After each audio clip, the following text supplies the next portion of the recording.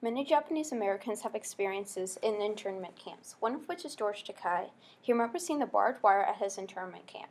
He says the conditions were prison-like, and he remembers being lined up on a patio and eating lousy food in a crowded, noisy lunchroom. Takei's experiences was darker and more confined to a certain place and time than Muslim American experiences with discrimination. Many Muslims have experiences with discrimination, one of which is Adil Malik.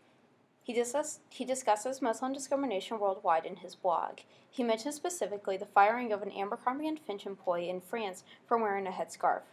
He says that many people, especially non-Muslims, are more familiar with Muslim stereotypes than they are with actual Muslim beliefs. Because of this, Muslims are often associated with terrorists or other stereotypes. Malik's experience is similar to others worldwide. It is not confined to a certain place like George Takei's was. Muslims all across America are discriminated against. There are many similarities between Japanese Americans and Muslims within America, one of which is the fact that they both face discrimination from the government. Muslims face discrimination from the government in the form of prejudiced security checks at airports, while Japanese Americans face discrimination from the government by being forced into internment camps due to the fear that they were planning an attack on American soil. Also, both face discrimination from mainly white Americans.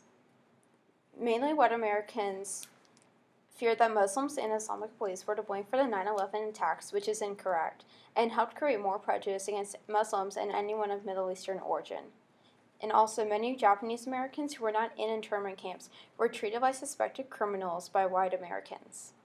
And lastly, both were assumed to be conspiring with terrorists or American enemies. Muslims were incorrectly associated with a terrorist group responsible for 9/11. And because of this, many people began to incorrectly associate Islam with terrorism and made incorrect assumptions about Islam and other Middle Eastern Americans. And lastly, Japanese Americans were still believed to hold loyalty to Japan and were therefore capable of attacking America. And these beliefs were at their height after the bombing of Pearl Harbor. Differences between Japanese Americans and Muslims within the United States include the fact that the Japanese were placed in internment camps, whereas Muslims were not kept hostage in any way.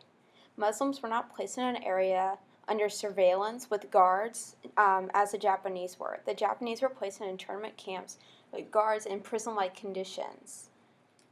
Also, Japanese discrimination took place during World War II, whereas Muslim discrimination did not take place during wartime. Muslim discrimination mostly took place after 9/11, but did not occur in the midst of any war, whereas Japanese discrimination took place during World War II while the U.S. was fighting Japan. And lastly, Muslims were discriminated against due to their religion, whereas Japanese Americans were discriminated against due to their ethnicity. Muslims, especially women wearing hijabs, burqas, or other headscarves, were discriminated against since their headscarves connected them to Islam, which many people incorrectly associated with terrorism. Japanese Americans were discriminated against due to their ethnicity because they were closely associated with America's enemy at the time, Japan.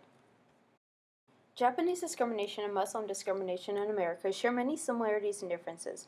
Both groups faced discrimination from the government and white Americans, and they were also suspected of being terrorists or American enemies. However, Japanese Americans were placed in internment camps, were discriminated against during wartime, and also faced discrimination due to their ethnicity. Muslims were not kept hostage or discriminated against during wartime, but were discriminated against because of their religion, unlike Japanese Americans. By analyzing this pattern in history, society can better understand our racist tendencies and know how to learn from them.